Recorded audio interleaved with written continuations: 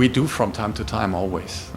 There is songs like Battalions of Fear on Battalions of Fear, which has nothing to do with fantasy. And you can find songs on almost every album, you know, having a different spot. But people mostly do not seem to recognize.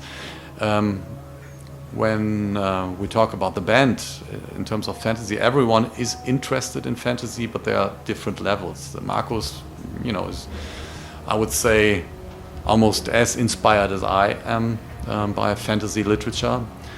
Andre goes slightly different direction because he's more into gaming and he likes comic style and he likes the Tolkien style. But apart from that, he's not too deep into it. But you know, he knows enough to keep up the discussion and say, well, yeah, and tells me if I completely would go wrong. He would say, I don't think that this really matches the song, so that's necessary. So there's a sort of faith and trust again, you know. Fredrik is a medieval lunatic, and that means he also likes fantasy literature. As for stories, they usually, you know, really are demanded by the music. That's fairly easy for me to figure. You know, whenever a song comes up and I don't have anything in mind, you know. The blood. Yeah, it's just there. All of a sudden you say, well, like A Voice in the Dark, this is a very hard song, you know. I need a particular story, but there's no doubt it's still fantasy. And that's the case with most of the songs. Not all, but with most of it. And it binds in very easily, like the Wheel of Time song. I didn't have an idea at the very beginning, but when the Oriental parts came in, it was obvious, yeah, that has to be the Wheel of Time inspired song. And yeah, it goes on like this. There is no strategy in there. It's more about enthusiasm and, you know, having something to be delivered story-wise, which I could easily connect with the songs, but also with a most probably woven in additional message, you know, which somehow fits into the subject as well. I think honesty is something people, you know, you cannot really fake it or, you know, betray people over 20 years and they think, well, they are in the metal or in the fantasy scene and you are not, you have to, you know. There are some cheaters, but I don't know a lot, you know. When you do music as passionate as we do, you don't have any choice. As for the fans, I'm not even sure if fantasy is so important anymore than it used to. It was more related, Blind Guardian and fantasy was more related in the 90s. Then it was sort of peak and, you know, every role-play gamer was a Blind Guardian fan as well and was very familiar with the Tolkien stuff. Nowadays we have some fans which are really into fantasy literature, but others, they just don't care for it. It's just for the music, and both is fine with me.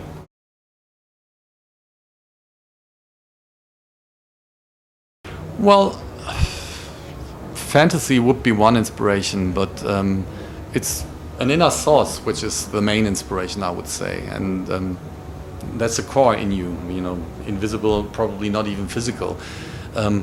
It has to get out at a certain point, and it just waits for the right moment. And I'm pretty sure it's the same way Andre feels when he's doing his music and his arrangements. That's even more important because that's the natural expression, and if you don't have that, you cannot compose a good song. Well, then you probably have patterns to work with, but you will never, you know, really come up with something individual. So most of the musicians which are able to deliver a good song, they own that unknown thing, which I cannot explain, which is the inspiration, you know, the ultimate inspiration. That's even more important than fantasy or anything else. Life, of course, is another inspiration. Aspects of philosophy, like truth, for example. What is truth? You know, that's always great to bring in, and no matter if you do a fantasy story or a historical story, it's mainly about truth and how to deal with it, and which aspects of truth are there, and, you know, how to alter truth.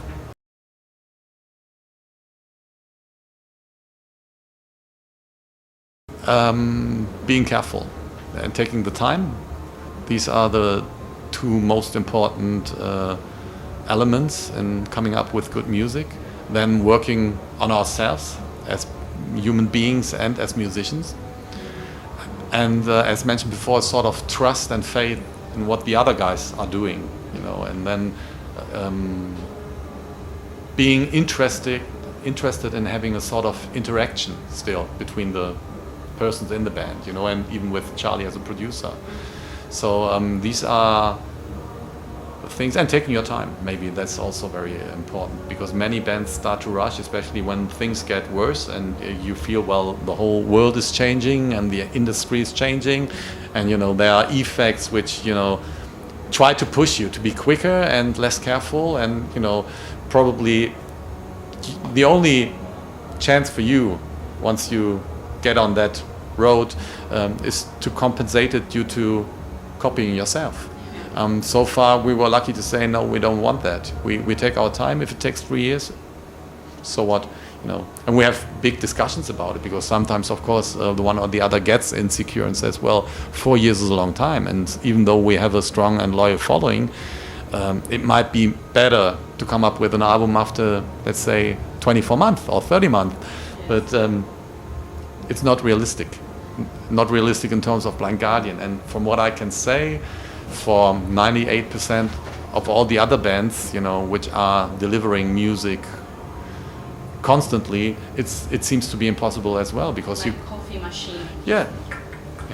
Yeah. But you know, coffee tastes well, and yeah, some people appreciate, you know, the same song over and over again. You know, if they're core fans and, you know, they've found their pattern, their exact pattern, which, you know, comforts them, then it's great. But in our case, since we have tried to come up with so diverse albums from the beginning, it's impossible, because there is not a core Blind Guardian fan who just wants to listen to Imaginations from the Other Side, or who just wants to listen to Nightfall and Middle Earth. These are the most successful albums we have done so far, there's no doubt, and they're great albums. But there are people appreciating what we did on A Twist and a Myth, for example, or A Night at the Opera. You know, finally a lot of people realize, well, it's a great album. It's a very demanding and challenging album, but it has some elements in there which you barely ever find in metal. Yeah. It's not repetitive, and that's why it makes them so great. Maybe it is. I'm wondering if there is a band like, you know, being called successors of Blind Guardian, like Tolman with Savage Circus, for example.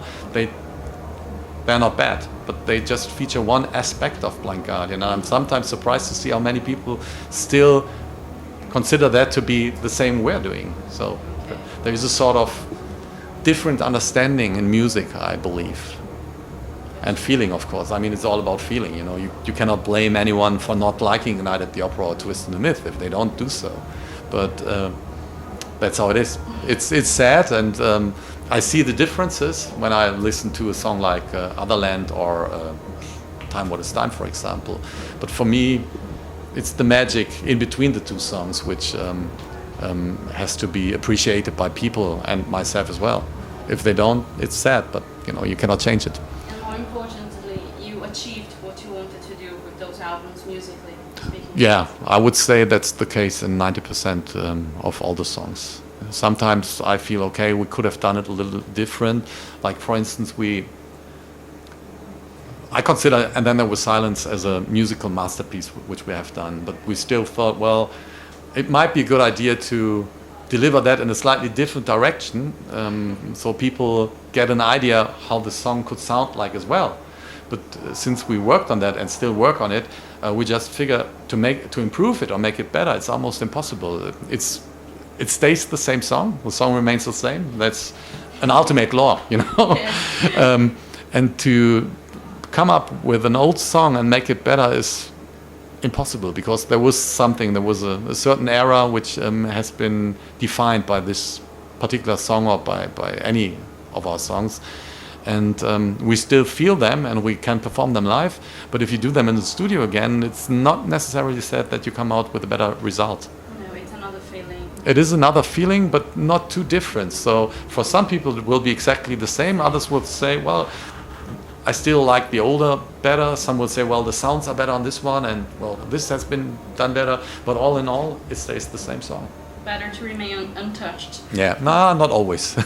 But the chances of failure are fairly high. Like Lord of the Rings, for example, on the Forgotten Tales album, I do not consider that a failure. That was a good attempt to do the same song in the same direction, but still different. And it can be a positive result, but it can also be very negative. You never know.